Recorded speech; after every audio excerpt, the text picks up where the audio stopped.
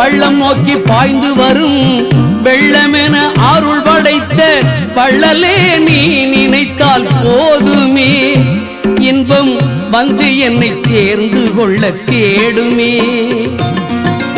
உள்ளத்திலே நீ இருக்க, உன்னை நம்பி நான் இருக்க, வெள்ளிமலையான் மகனே வேலையா, என் வாழ்வு வளம் காண கடைக்கண் பாரையா, கடைக்கண் பாரையா.